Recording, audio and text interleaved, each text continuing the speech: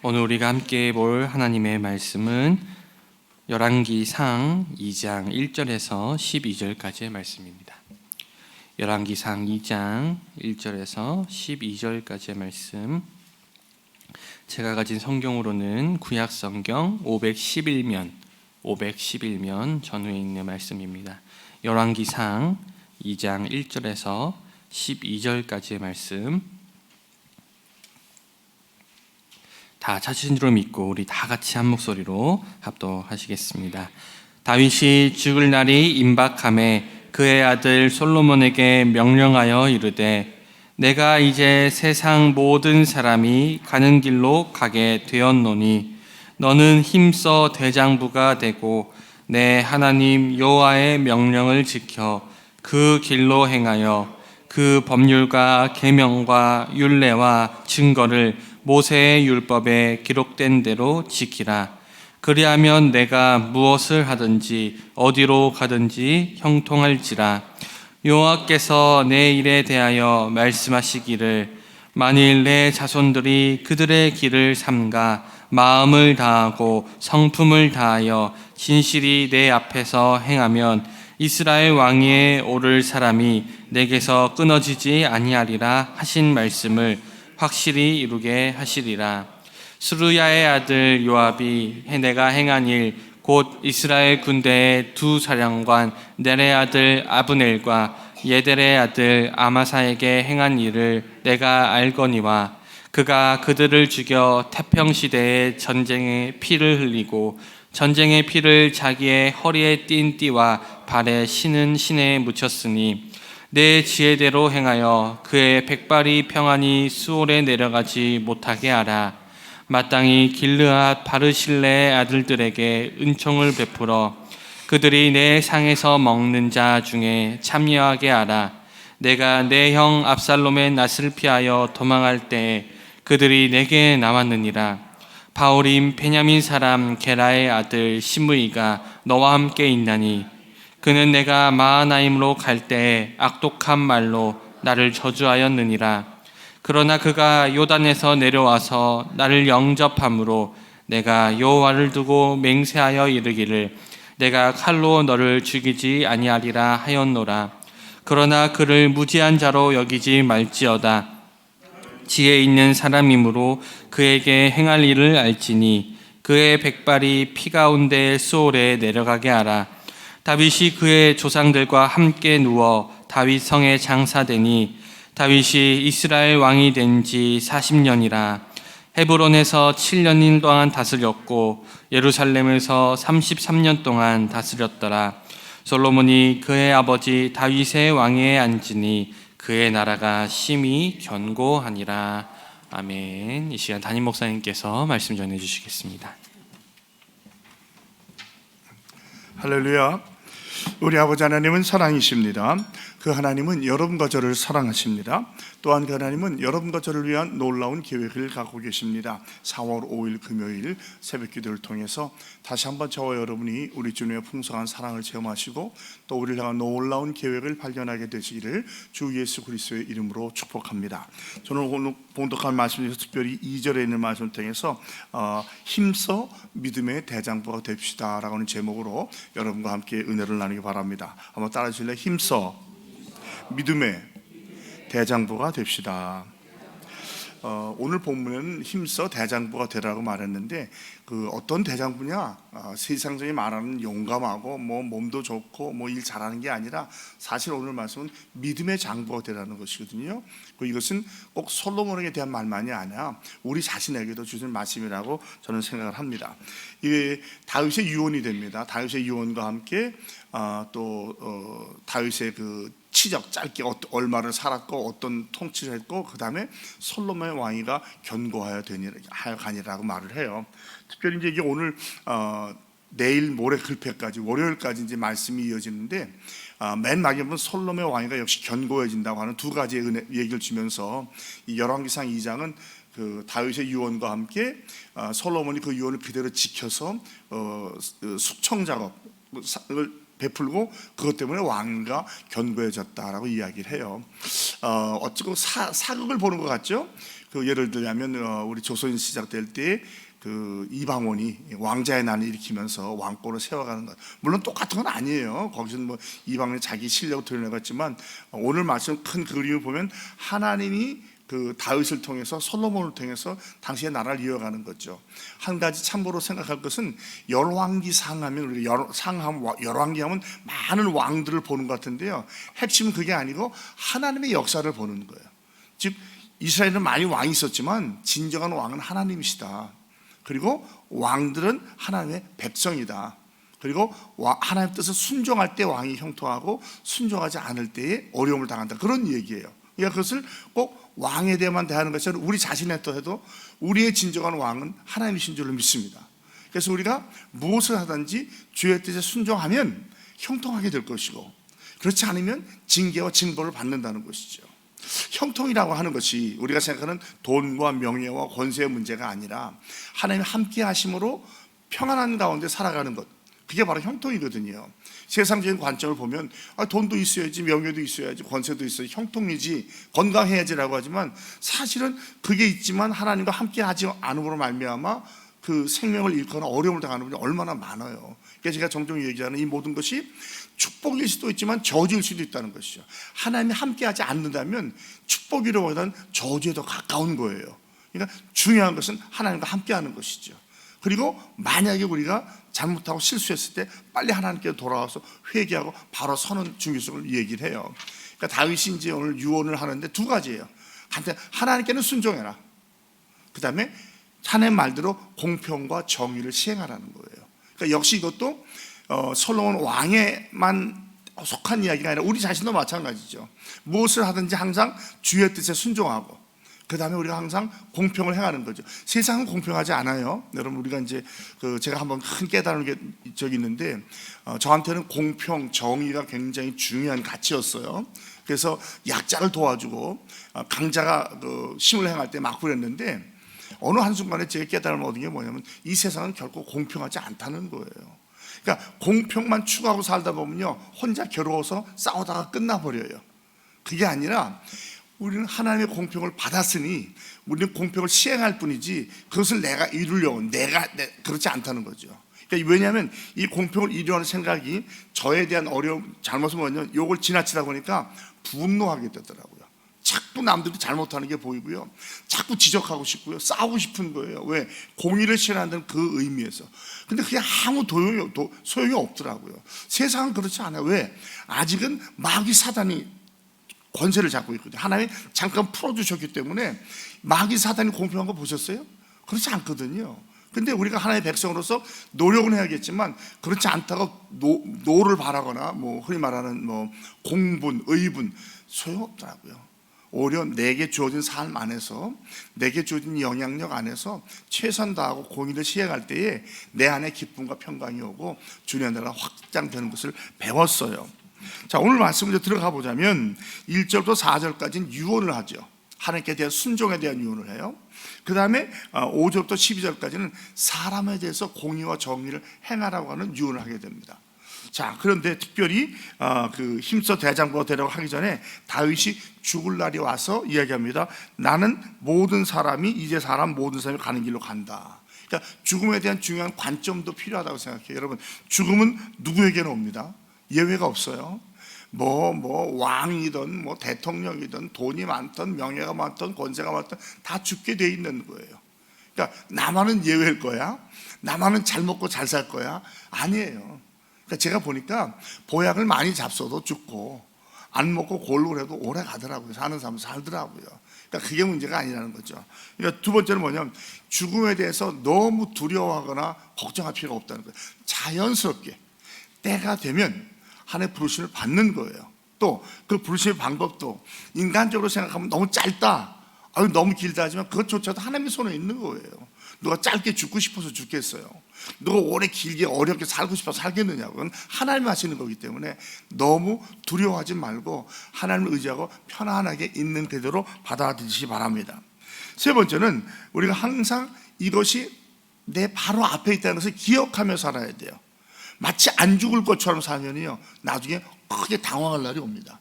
오늘이라도 내일이라도 부르시면 간다는 거죠. 그러니까 어떻게 됩니까? 후회 없이 사는 거죠.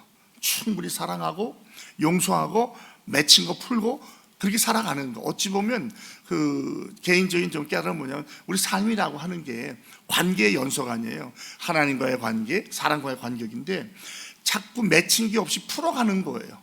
예수를 알지 못하고 혈기가 방장했고 내가 옳다고 생각했을 때는 그것 때문에 자꾸 관계가 엉켰어요. 이제 좀 용서해도 되고 용납해도 되는데 그게 안 되는 거예요. 나는 옳다고 생각하다 보니까. 그러니까 관계가 자꾸 얽히더라고요. 근데 좀 세월이 조금 지나면서 깨닫는 게 이게 그렇다고 되는 게 아니라, 여러분 그렇다고 죄질하는 게 아니에요. 죄와 타협하는 게 아니라 내가 할 수 있는 한 평화로운 관계, 사랑의 관계를 맺어가면서 풀어가는 거죠. 용납해주고 풀어주는 거예요. 왜냐하면 내가 그렇게 정의를 갈구하는 것만큼 나에게 정의를 갈구하는 사람도 있을 거 아니에요. 그리고 나는 옳다고 생각하지만 남들이 눈에 볼 때는 옳지 않을 때도 있잖아요. 그게 인생 아닙니까? 그러므로 이걸 굳이 나만 옳다고 하기보다는 어찌하든지 후회 없이 살기 위해서 사랑하고 용서하고 축복하며 사는 삶을 사시는 저와 여러분이 되기를 주님의 이름으로 축복합니다. 그 다음에 이제 그 유언의 내용이 나옵니다. 유언의 내용이 나오는데 그것은 뭐냐면 힘써 믿음의 장부가 되라 그래요. 믿음의 대장부가 되라. 근데 우리는 대장부 하면 뭐 힘도 많고 권세도 있고 명예도 가지만 성경이 말하는 여기 대장부는 사실은 남자다운 남자가 되라는 게 원어적인 뜻이에요. 거기서 조금 더 신앙적으로 확대 해석한다면 뭐냐면 하나님 앞에서 바른 사람이 되라는 거죠. 그게 오늘 제가 말씀드리고 싶은 힘써 믿음의 대장부가 되라는 거예요. 하나님과 사람 앞에서 바른 사람이 되는 것. 즉 막 명예 권세 자랑하는 것이 아니라 누가 볼 때도 저 사람은 하나님의 사람이야, 예수 믿는 사람이야, 참 신앙으로 살려고 몸부림치는 사람이야. 그런 사람이 믿음의 대장부라고 저는 생각을 해요. 세상적으로 볼 때는 장부가 되려면 용기가 있어야 되고 포용력이 있어야 되고 초질관해야 된다고 그래요. 맞습니다. 이건 뭐 장부가 아니라도 사람다운 사람이 되려면 항상 정의 편에 서고 바른 편에 서야 되겠죠. 또 나와 다른 사람일지라도 포용할 수 있는 포용력이 필요하겠죠. 그리고 하나님 앞에 서운하고 죄 뜻이 하면 끝까지 실천해 나가야 되겠죠. 그러나 이거보다 좀 더 앞서는 게 뭐냐면 하나님 앞에서, 하나님 안에서라는 거예요. 그 다음 얘기가 나오잖아요. 믿음의 장부가 되어서 이렇게 되라고 해석하는 분도 있지만 믿음의 장부가 되려고 하려면 이렇게 해야 된다는 거예요. 그 첫 번째가 뭡니까? 주의 말씀에 순종하라는 거예요. 지켜 행하라는 거죠. 그러니까 우리 신앙인에게 가장 중요한 게 그거 아니겠어요? 하나님의 백성으로서 하나님의 말씀에 순종하고 지켜나가는 거죠. 그럴 때 하나님께서 형통하게 해주시겠다고 그래요.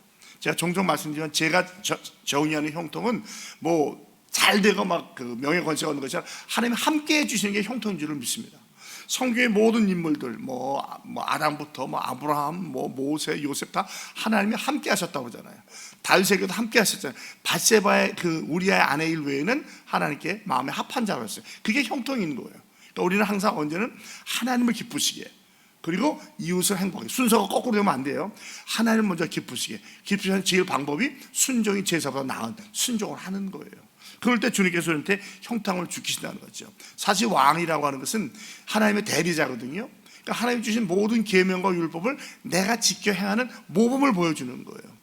자, 여기 나오는 우리 새벽기도 용사들에게 우리에게 필요한 것이 무엇입니까? 우리에게 다 적어도 직분이 있고 주의 뜻을 행하는 사람인데 핵심은 뭐냐면 우리가 모범적인 삶을 살아드리는 거예요. 그래서 그것이 우리 후배들이 보고 나도 저렇게 가야겠다, 나도 저렇게 닮아야겠다면서 계속 신앙의 대를 이어가는 거죠. 우리 어제 그 일일 기도에 나오셨던 분 손 들어와주세요. 일일 기도에. 예, 어떠셨어요? 은혜 많이 받으셨어요? 은혜 받았습니까? 예, 그걸 저는 보면서 뭘 느꼈냐면 이제 선배님들이 좀 뒤로 물렀으니까 후배들이 쫙 나와서 열심히, 젊은 우리 집사님들, 권사님들이 얼마나 열심히 섬기는지 몰라요. 아름답게 신앙의 대가 이어져 가고 있구나. 적어도 그런 면에서는 우리 교회가 아름다운 모습을 이어가고 있다, 그런 마음이 굉장히 이상하게 어제 제가 그 마음이 참 들더라고요. 참 기쁘다. 계속해서. 그리고 강사님이 그래요. 목사님, 요즘에 전도에 없는 교회가 많아요. 우리 교회도 없어요. 그런데 있는 것도 신기하지만 이렇게 모여서 기도한다는 것도 신기하고 이렇게 많이 모인 것도 신기하다는 거예요. 저는 사고로 좀 미안했어요. 왜냐하면 우리가 산기도 코로나 전에 한 200명씩 갔잖아요. 제가 처음 왔을 때만 해도. 근데 어제는 한 100여 명 왔거든요. 근데 그분은 굉장히 놀라면서 그리고 여러분들이 너무 말씀을 잘 받아주니까 막 자기가 힘이 나가지고 설교 조금 더 오래 했다가 미안하다고 해서 아닙니다, 괜찮은데 뒤에 사모님도 이 여러분들이 받아들이는 게 너무너무 좋더래요. 그러면서 이런 거 보기 힘든데 그 전통을 지키는 교회가 고리타분한 것만이 아니라 그래도 그 아름다운 신앙의 전통을 이어가는 게 보기 좋다고 제가 마음이 굉장히 기뻤어요. 여러분들 감사드립니다. 하여튼 모이기를 힘쓰는 교회가 되어야 되는 줄 믿습니다. 주의 뜻을 행하면, 은혜를 사모하면 형통함을 주세요. 그 형통함이 다른 게 아니라 주님이 나와 함께 하시다는 확신, 그 은혜라고 생각을 하죠. 그 다음에 4절에 뭐라고 하냐면 마음을 다하고 성품을 다하여 진실하고 내 앞에서 행하라. 그러면 왕이 끊어지지 않겠다고 그래요. 그러니까 주께 뜻에 순종하고 그 다음에 내가 진실하게 사는 거, 하나님 앞에서 진실하고 성실하고 최선을 다하는 삶. 송 목사의 삶의 중요한 목표는 최고는 되지 못할지라도 최선을 다하자는 거거든요. 그래서 하나님과 사람 앞에 부끄러지 않도록 나의 주어진 역량 안에서, 우리가 다 다르잖아요. 여기 지금 뭐 한 40-50명이 앉아있지만 각자의 배경도 다르고 은사도 다르고 건강도 다르고 역할이 다 달라요. 그러니까 최고는 될 수 없지만 그 안에서 최선 다하는 거죠. 맡은 직분 안에서, 또 내가 내준 역할 안에서, 부모로서, 형제 자매로서, 자녀로서, 뭐 교회 성도로 최선 다하면 저는 하나님께서 기뻐 받아주시고 똑같이 상급을 받게 될 줄을 믿습니다. 그러므로 우리가 주의 뜻에 순종하고 진실하고 성실하게 최선을 다하게 살자는 것, 그것이 다윗이 솔로몬에게 준 첫째 신앙의 유언입니다. 그 다음에는 어찌 보면 좀 잔인하고 끔찍할지 모르지만 이제 그 상벌을 주라는 거죠. 그래서 이제 세 명의 얘기를 하잖아요. 수레의 아들 요압에 대해서. 요압은 뭐라고 하세요? 백발이 편안하게 수월에 가지 못하게 하라. 이건 아주 부드러운 말이지만 돌려 말하면 무슨 뜻이에요? 편안히 죽지 못하게 해라. 죽여라, 그런 뜻이에요. 또 그 바실레, 길라 바실레 아들에게는 뭡니까? 내 상에서 먹는 자 중에 하나가 되게 하라. 즉 내 신하가 되라는 것이죠. 상주라는 거예요. 그 다음에 시므이는 뭐라고 해요? 시므이는 백발이 피 가운데 서로 가게 하라. 그러니까 요압과 같은 말이죠. 즉 제거하라는 뜻이에요. 물론 이제 앞으로 나오는 3일 동안의 묵상을 통해서 2장 마지막까지 그 내용이 자세히 나오긴 합니다만, 또 우리가 성경을 통해서 알고 있습니다만, 왜 그러니까 공의와 정의를 시행하라는 거예요. 비록 다윗이 그 당시엔 그 두고 지나갔지만, 죽이지 않겠다고 맹세까지 했지만 자기 때 하기 안 되다는 얘기지, 그 뒤에 사실 복선이 깔려있던 거예요. 내 대는 아닐지라도 너는 반드시 없어져야 돼. 왜? 왕위를 세우고 하는 나라가 되기 위해서는 이런 사람은 있어서는 안 된다는 거죠. 그 이야기가 사실 나와 있어요. 자, 그러면 요압은 어떤 사람이에요? 이스라엘 군대 장관이었잖아요. 그런데 전쟁이 아닌 시간에 아브넬과 아마사를 죽여버려요. 다윗의 왕의 뜻이 아니었어요. 그러지 말라고 그랬잖아요. 그런데 자기의 앞길을 방해할 사람으로 생각하고 전쟁도 아니었는데 찾아서 죽여버립니다. 심지어는 압살롬도 죽이잖아요.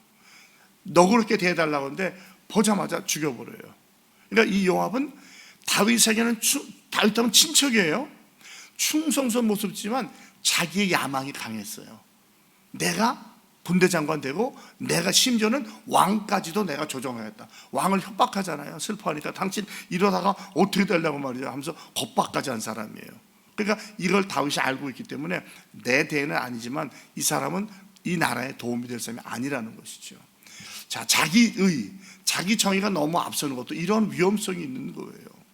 요압은 두 가지겠죠. 어찌 보면 자기 생각에 의를 행한다고 나갈 수 있을 것이고, 아니면 내 욕심, 내 야망을 채우기 위해서 했을 수도 있어요. 그러나 여러분, 다윗 왕이 살아있는데 왕을 배신하고 그 왕의 아들한테, 왕도 되지 않는데, 물론 인간적으로 본다면 뭐 왕이 될 넷째 아들이니까 왕이 될 수 있겠지만 그건 하나님의 뜻이 아닌 거거든요. 그러니까 저와 여러분도 조심해야 될 것은 함부로 속단하거나 판단해서는 안 된다는 거예요. 기도하고 기다렸다가 주님이 말씀하실 때 순종하고 나아가시는 저와 여러분이 되길 바랍니다. 또 이 바실레의 아들 길라 바르실레 또는 바실레라고 하잖아요. 이때 이제 압살롬이 반역을 일으켜가지고 신발도 못 신고 도망갔어요. 마하나임으로 갔을 때 바로 선대한 사람이 바르실레예요. 아들과 함께 나와서 아주 산의 진비를 먹여주고 잘 있게 했어요. 그래서 이제 그 압살롬의 반역이 끝나고 이제 돌아갈 때 요단강을 건너려갈 때 바르실레가 마중을 나와요. 그때 다윗이 얘기하죠. 나하고 같이 궁으로 갑시다. 당신 이 은혜를 잊지 않아서 당신을 잘 선대하리다. 그랬더니 뭐라 그래요? 내 나이가 지금 80입니다. 뭐가 좋은지 뭐가 나쁜지도 모르고요. 음악을 들어도 좋은지 안 좋은지 몰라요. 분단하기 어려워요.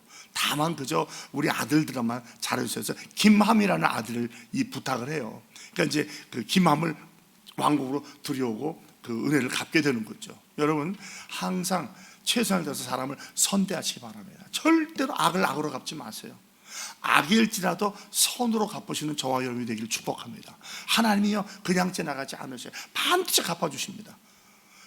이 세상이 아니면 하늘에서 갚아주는 거예요. 근데 이 세상 살면서 우리가 경험해보지만 하나님이 갚아주시잖아요. 내 마음에 평강을 주든지 기쁨을 주든지 관계에 형통함을 주든지 때로는 재물을 주시기도 하고 건강을 주시기도 하고 이게 다 하나님의 주신 은혜라는 거죠. 그러니까 이게 주의 뜻에 합당해서 사는 거죠. 그러니까 다윗은 이걸 잊지 못하는 거예요. 그래서 왕의 그 식탁에서 같이 먹는 것은 신하가 되어서 함께 한다는 거거든요. 그러니까 그런 식으로 은혜를 받는 거예요. 여러분의 뿌린 좋은 씨가 반드시 여러분들에 끝나지 않아요. 저는 다음 때로 이루어진 것을 보고 제가 경험하고 있습니다. 그리고 최선을 다해서 사울을 행하시는 저와 여러분이 되기를 축복합니다. 세 번째 시므이입니다. 시므이는 어떤 사람이에요? 우리가 아는 것처럼 이 사람은 그 사울 왕의 그쪽 집안 사람이에요. 베냐민 지파예요. 그러니까 이미 사울 왕이 쇠하고 다윗 왕이 됐을 때 민족적으로 지파적으로 아마 다윗 왕이 좀 서운한 마음이 있었던 것 같아요. 그래서 그때 피해갈 때 나와가지고 뭐 피를 흘린 자야 저주받을 자야 하면서 얼마나 험한 욕을 해요. 그러니까 그 옆에 있던 그 신하 하나가 내가 저 가서 죽이리까 아니야 그러지 말아라.